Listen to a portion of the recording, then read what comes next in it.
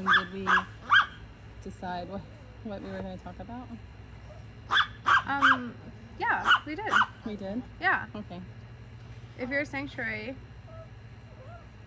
why you don't have no money? How are you gonna take care of these kids? You be a sanctuary. How did they word it? Why be a sanctuary if you don't have the money to be a sanctuary? How did they word it? To take care of all the animals. Why you gotta ask for money? Why you have animals, you don't have money? So, hi, I'm Davy. Hi, I'm Tab. And welcome to Our Little Sanctuary. Our little sanctuary. Hosted by us at Cloven Heart Farm Sanctuary. Yes. Okay. So, talking about fundraising. All right. So, should we start? I feel like maybe we'll start at the very beginning. All right. So, the very beginning is, you know what? And I think you should hold your microphone because I feel like every time I listen to you on the playback, you're very soft. Or maybe these things aren't working. No, they're working. Are they? I don't feel like it's soft. I feel like your voice is soft. I can barely hear you sometimes. Really? Yeah. Yeah, sometimes. Like I have to use captions. No, I don't use captions, but I feel like I need to. So, I don't know. Hello, my friends. I feel like I'm kind of loud, obnoxious voice. Okay, fundraising. Wow. Okay, this one's going to be kind of a weird one. It's going to be not weird. Why would it be weird? Oh. We're talking about the essential necessity of being a sanctuary. Okay, the necessity of fundraising. Okay, so here's the thing. We got to really not confuse these are all of our pets, scenario. We are a nonprofit, a 501c3 nonprofit. People who are farm sanctuaries and rescues tend to get 501c3 nonprofits because it adds legitimacy and credibility to their mission and to their cause. Okay, so we're not a hobby farm. Not a hobby farm, not a homestead. Yeah. Okay, so we aren't raising these animals for fun. We aren't selling these animals. We aren't profiting off of the animals in any way, and no sanctuary should. So, but fundraising is a fickle bitch. Yeah. So some weeks it's like good, and some weeks it's not good. Sometimes you sell like 15 t-shirts, and then sometimes you sell 0 t-shirts. It really depends. It's just a lot of hard work. And here's the thing about, because we're talking about us, right, as a sanctuary. When we started Cloven Heart Farm Sanctuary, we did not know we needed to fundraise. No. I mean, I think we had kind of an idea that as a farm sanctuary, as a nonprofit, we would fundraise, but we didn't know what that really meant. So, yeah. We didn't know what that really meant. We didn't know what that looked like. We knew when we started, it was just like, okay, well, we're a sanctuary now, so I guess we should do $5 Fridays? Question mark? I don't know. Because a lot of people out there do not realize and do not know that young farm sanctuaries and even farm sanctuaries that have been around for 10 years, many of them are self-funded. Because there's no guidance. No, there really isn't like a workshop that you can go to. Which is kind of why you wrote the book. Which is kind of why I wrote the book, because it's like something to think about before you get in. Because like if anybody can... We have made all of those mistakes in the book. That is why we can write about it. Yeah, every pitfall. But yeah, no, like there was no person for us to emulate. Like, yeah, I mean, other than the other sanctuaries that we followed, it was kind of like, oh, $5 Fridays, $2 Tuesdays, $10 Saturdays, wish list Wednesday. I mean, there's these things that many sanctuaries kind of just do, right? Yeah. And some of the basic fundraisers that all across the board are t-shirts and socks, and sometimes quilts are becoming like a thing. What else are there? Auctions. What else? going to farmers markets or other small type events, community events, and putting a table up. Are there any other fundraisers? Giveaways. Oh, calendars. Yeah. Giveaways. Name Raffle. Name raffles. Name a new incoming rescue. Yeah, that's right. So, which we were never good at. We were like, okay, well, let's do that. So on a $5 Friday, a kid digging that hole. Hey.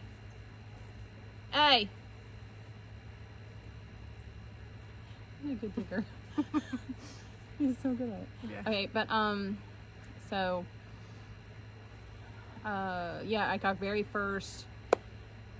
In our early days, when we first rescued Louie, our little pig who was wandering a neighborhood. I say a lot. I gotta stop that.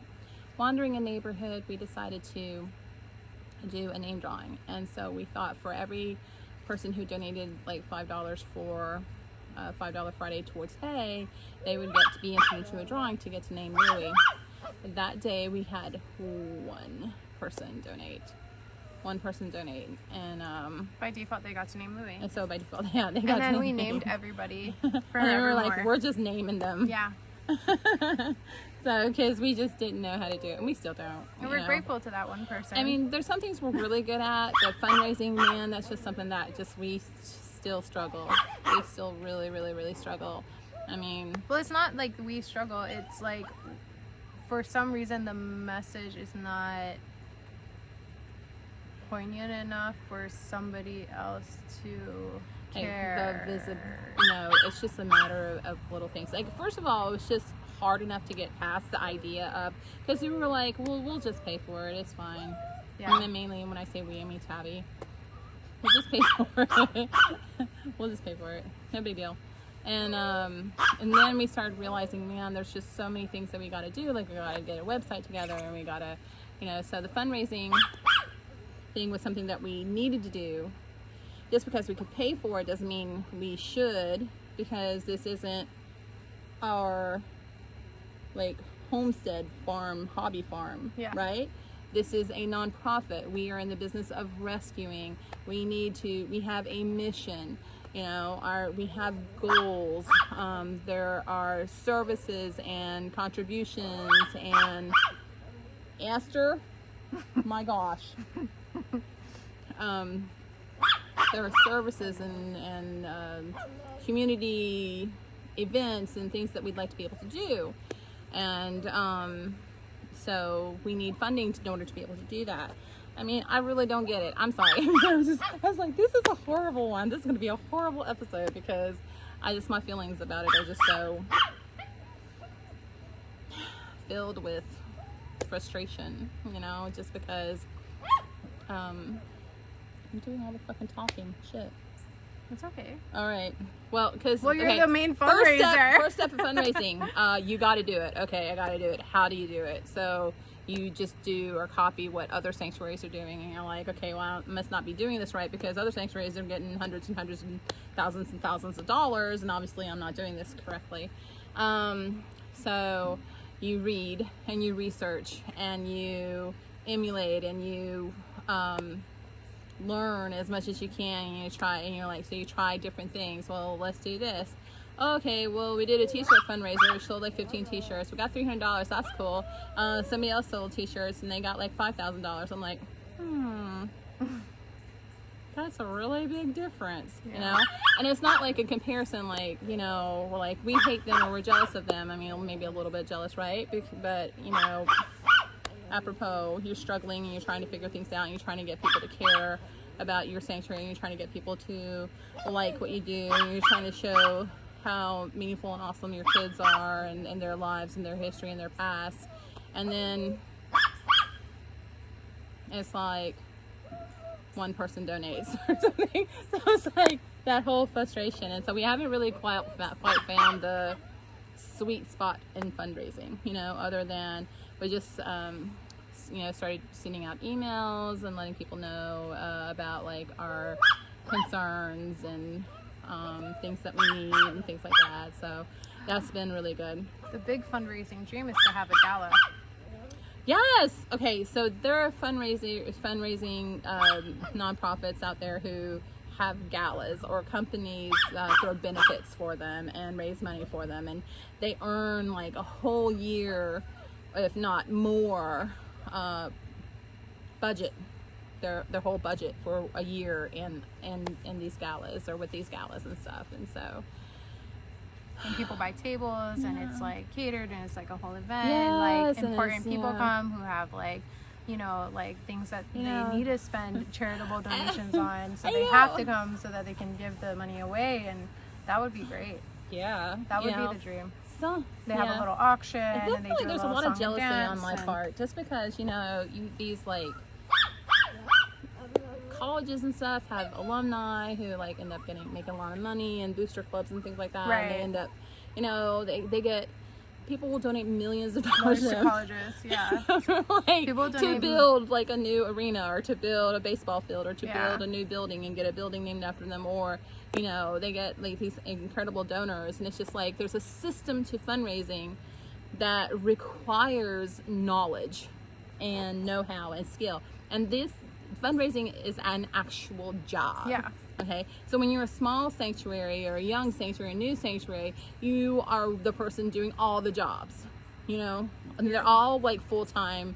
They're all full-time jobs. Full-time overtime jobs. Like 24/7, no holidays and no weekends. Yeah. Like type jobs. Yeah. Aside from the care of everything, you're running a website, you're doing social media, you have to learn to do fundraising, marketing, events planning, communicating with the donors and thanking them. Donor communications, donor thank yous and donor support, and relations, and there's so many, the emergency stuff, and then you have to be the doctor and the vet person, and there's just so many things. And so fundraising, there are people who go to college, and they have they get trained, and they know how to fundraise, and they know how to copyright, and they know how to communicate, and send out and create flyers, and create mail out, direct mail fundraisers, and email fundraisers, and booth tabletop fundraisers, and event fundraisers, and they know how to do that. It's a skill. And a lot of the larger nonprofits, they'll make millions and millions and millions and millions of dollars. And I'm not dissing any nonprofit. Yeah. We want everyone to win, including ourselves. We want everyone to win. We're like, damn, can you send us a millionaire? Yeah. Can one of those people who are like, just throw just so easy, like, here's $1 million check, here's a $2.5 million check. It happens to people all the time. Someone can like just drop one off at our door, please. It's just like they feel like that would be like the answer to everything, but it would. It definitely would. Yeah, because and like I said, these other nonprofits, everyone has their mission, everyone's doing good work, everyone wants to do good work, but they get funding to pay staff.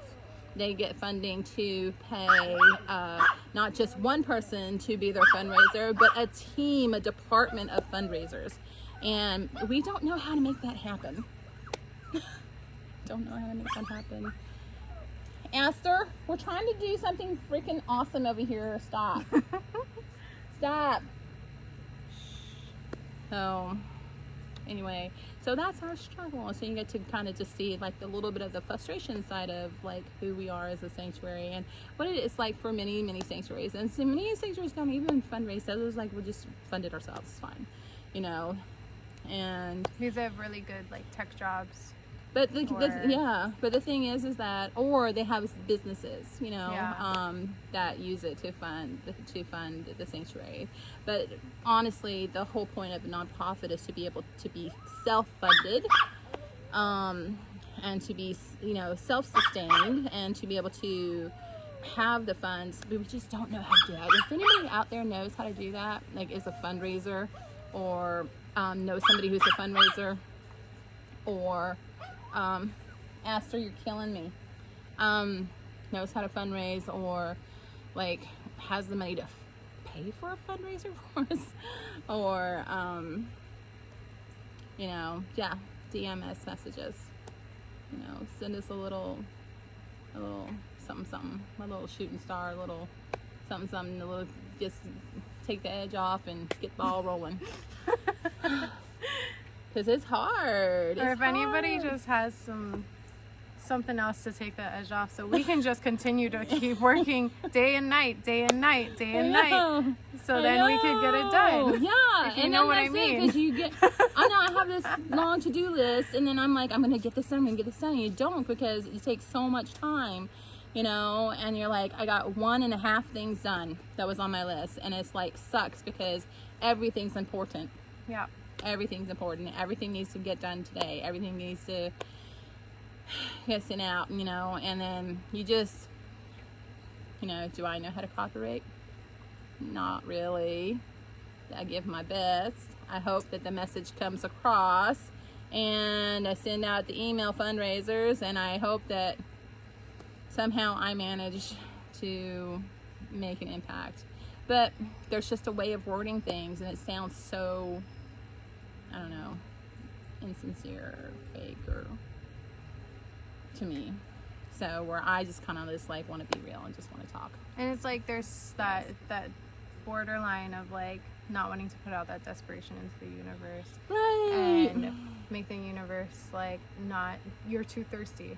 I know, but we're not thirsty for us. We're thirsty for the animals. For the animals. We're thirsty for the animals. That should be a shirt. Oh, thirsty for the animals. Yeah. If we made a shirt called Thirsty for the Animals, would you guys buy it? No, it can be frustrating, you know. And then we had a strong, you know, we started off slow, and then we slowly built up, and then we got to where it was just like we were getting really good donations, and it was great, but still not covering. And then, of course, the pandemic hit, and everything just kind of like slowed everything down. Mm-hmm. And then droughts every summer, extreme, you know, not enough for forage and, you know, natural grasses and stuff, and so you got to buy extra hay, and then they keep bumping the prices, the hay price go up, more expensive and stuff, and then limiting the amount of bales that you can buy. Oh yeah, limiting, or you know, it's just, and that doesn't like, work for us. Killing me. Yeah. Killing me. So yeah, and so you're like, oh, you know, and then social media. We used to get so much visibility. Like, our social media lately has been horrible, because we used to get so much visibility, and you know, it just like, makes you feel like it's a losing game, the social media. Yeah. It's sad. Like, we work so hard to make these like meaningful content pieces to post, and then nobody gets to see it. Right. And that's really disheartening. Mm-hmm. Oh, you used a good word. Big word. Big word. Good job. Thank you. Yeah. That was disheartening and stuff. So, anyway, what else can we say about fundraising? And the dream for a bigger fundraising than a gala would be Veg Fest. You know, we want to do. Have we ever talked about like a little bit, like the things we do with the money? Everything 100% goes to the kids. 100%. And when I say the kids, I mean the animal kids, right? Yeah. The kiddos. So, I mean, what are the things that you spend money on at a sanctuary, other than food, other than hay, other than vet care? You're spending money on, you know, miscellaneous supplies, you know, feed buckets, feed pans, hoses, you know, you need maintenance and fencing and borders and let's see, bungee cords and cable ties and what else? Shelters, building shelters, wood, repair, roofs for the shelters, for the housing, wood shavings, wood pellets, supplements, vitamins. Yep. You know, there's so many things that we don't update, Troyton, that we don't get to update. you know, and then there's so many things that like we have to keep in stock. Yeah, I mean, people just aren't aware, you know. You just and what I really hate about fundraising as a nonprofit, especially for a farm animal or animal related nonprofit, is that so many people out there like to spread the freaking rumor that we all have fucking money. Yeah, no. What did you get? What is that? It's just a Grasshopper. grasshopper. Yeah. Okay. Yeah. So yeah, that we all are just loaded and like people are just throwing money at us, and that's not true. I mean, some of us really struggle, and you know, for a lot of sanctuaries right now, it's like super scary. So, but definitely, it is a lie. Like, there was a woman once who really wanted to put up like a little box at her, like a little store for us, and she did, and you know, and whenever she saw, she always like had so much praise and stuff, and so, you know, I went into the store often anyway, and then she was like, oh, you know, really love what you guys are doing, and you guys are awesome, and I think it's great that what you're doing, so much praise. And then the last time I saw her, she was like, oh yeah, somebody said to me that farm sanctuaries are a scam, and that you all have lots of money, and you know, probably shouldn't be giving money to you guys. And I was just like, well, that's a very lovely thing to hear, this influence this person to then decide not to be a supporter because someone she knew who said this thing. And I was like, well, I'm going to say that that's not true, you know. And I think because maybe people don't see, when they think of farm animals, people probably think more of like horse rescues and stuff. So, and people think of horses as like show horses. And there's so many people who love horses that they are just, and then the horses have a lot of like big money donors, big money donors, you know, because there's, you know, people don't want the horses to be hurt. People don't want the horses to go to auction. People don't want the horses to be sold to slaughter, you know, so people are going to the kill pens, and then there's like rescuing the horses, and they're like, this horse costs this much, you know, and this horse costs this much, and let's raise this much so we can save this many. And then, you know, then the horses have to go into like a quarantine, and then they gotta have the transport. So there's a lot of money that's raised in that, because there's a lot of people who are incredibly wealthy, who love horses, who ride horses. It's just not the same type of people who are ready to give money to farm sanctuaries for rescuing a goat or a pig. So getting people to care has been a real, you know, thing. And you know, we have like a handful of people who really care. That really care. Like really care. And I'm just say, I mean, we feel guilty all the time because we're like, wow, the same 5 people like constantly give money to us, you know, and it feels a little bit like, first you got to learn to ask for money, then you have to get over the shame of asking for money, and then you got to remind yourself that you're not asking for money for you, you're asking money for your nonprofit, for the farm sanctuary, for the kids. All of the money goes to them, none of them goes into your pocket.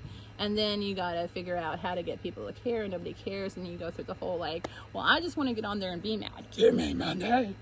Yeah. Why are you so mean? You know, like, why do you hate us? You know, we're trying so hard, and you know, and you get into that, and then like what you're talking about, getting into the mindset of not like feeling like desperate and scared, and the scarcity, and creating that, you know, kind of energy, you know, and just being like hopeful and happy and manifest, and know that people are going to come through and people are going to care. And then we just keep doing. Why does somebody say, look, I am not working this hard for it to not pay off. Yeah. Yep. There's no way I'm working this hard every day, trying so hard to do all the right things, and trying so hard to, you know, just put it out there and write and do and help, and you know, everything, and then for it to not for the dream to not come true, for the payoff to not happen.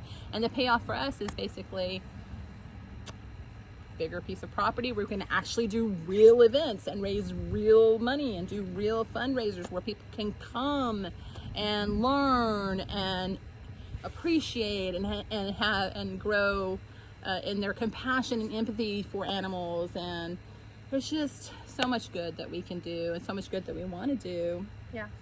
But can we get our feed bill covered? You know, can we get our vet bills covered? Can we have funds in place for that? So it's a lot of stuff. I wonder if this sounded horrible. Do you feel like this sounded horrible, or was it more informative? Was it more whiny and complaining, or do you feel like it was No, I think it was real. I think it was on a real note. On a real note. Yeah. Well, let's get real for a second. Yeah. Yeah. Let's have a kiki. That's what it was. Okay. Yeah. Yeah. So, do you have anything else you want to say about fundraising? Yeah, no. It's frustrating right now. We want to do big things. We wanna are do better big things. fish in We small want- pond. And we need big pond so that we can flourish. And the only way for us to get big pond is Yeah. people I to was help us get out of sent this out an small email pond. today talking about how it costs right now, currently where we're at with who we've rescued, like, you know, and we try to do all the responsible things. Okay, so we're not taking in animals left and right. Nope. You know, with no place to put them and with no money to take care of them, and not trying to put anybody who's already been rescued here at risk or anything like that. So, I mean, you know, we haven't fallen into that mode. You know, I mean, we're really responsible and we're really, you know, good people, and we're doing really good work and trying our really darndest, hardest, best. So, what was that? What was the point of me saying that little rant? You know, it's just that the money is. You sent out an email Oh today. yeah. And it's like where we are now is not where we should be, because when we moved into this property, we didn't know we were going to be a sanctuary, and we ended up, you know, picking definitely the wrong property because we don't have places for people to park and drive for mass amounts of people to come here daily, you know. So, you know, we are definitely gonna need to move. Everyone needs more space. The ones that, you know, a lot of sanctuaries that are over capacity, and you know, we have been put in a position before where we're like, okay, we don't really have space, but we can make space, or we can modify something, or we can move someone over here or something to make this work, you know. But you know, so overcapacity for the amount of land that we have, to the amount of animals that we have, you know, knowing that we just want to do better and provide better. And now that we know better, because when we were first started, we didn't know like a lot of stuff in terms of housing and fencing and yards and rotations and things like that. So this property is completely, we've outgrown it, and we do need a new property, absolutely, positively, for sure. So if you know somebody who has a lot of land that they are doing absolutely nothing with and would like to donate it to Clovenart Farm Sanctuary, Where are your guys? we should connect. You know a person You know a person. who needs that.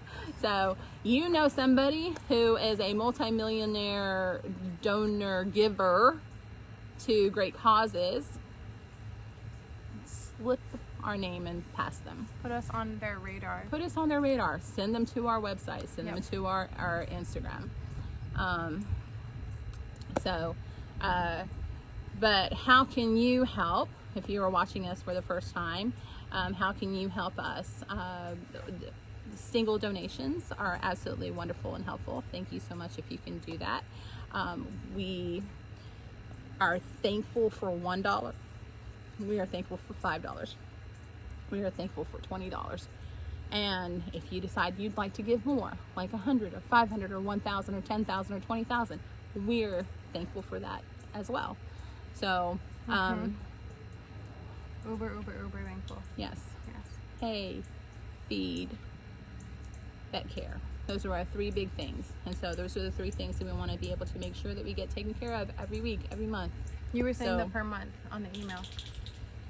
No, yearly, 74,000. 74,000. Oh, it's almost 75,000 for our yearly budget. you know? Yeah. Wow. 75,000. Wow. Yeah, and that roughly around 6,000 a month. So just to, you know, get everyone taken care of and with the care that they need, and that's just basic stuff, you know. No frills. That's not upgrading. That's not improving. Yeah. That's just literal. Yeah. Bare minimum. Yeah, and it's just a lot, and when you're trying to improve things, it's a lot. So if you want to give to a good cause, a great cause, Cloven Heart Farm Sanctuary is here for you. So the animals are amazing. We've rescued over 100 lives since starting, and we want to continue to do good work. Like I said, there's a lot of wonderful programs that we want to be able to bring to the community, and we want to be able to impart more knowledge and compassion and empathy for people by creating other those types of events that can do that and accomplish that. Anything that we can do to help animals. And so all we need is people in our corner supporting us. So if you want to give a single donation, great, fabulous. You want to make a bigger impact, become a recurring donor. Patreon, or even through our website, or even sponsorship of an animal, which is also on our website. So those are monthly recurring payments. Those are extremely helpful, and it helps us to know what we're going to get and what we can do after we've taken care of the basic things. So what else? Buy our book. Okay. One day I want to have a farm sanctuary on Amazon now. Definitely buy that. Especially if you're someone who loves animals, and you maybe one day are thinking to yourself that you want to have a farm sanctuary, or even just a rescue of some sort, then definitely read this before you start, because there's a lot of things you don't know you're getting into. We didn't know, so which is why we love learning things the hard way. So what else? Merch. We have our bonfire t-shirts and storefronts for those items. What else? I can't think of anything else. I don't know. Yeah, follow us, like us, share our content, and it's getting dark. Yep. Okay. Hey, I hope you learned something today. I hope this wasn't horrible to listen to. Nobody's giving us any money, damn it. We're good and awesome, and we deserve it. Ugh. We do. Okay, so sanctuary work is hard work. Thank you for attending, and we're going to do the blast off. See you again soon.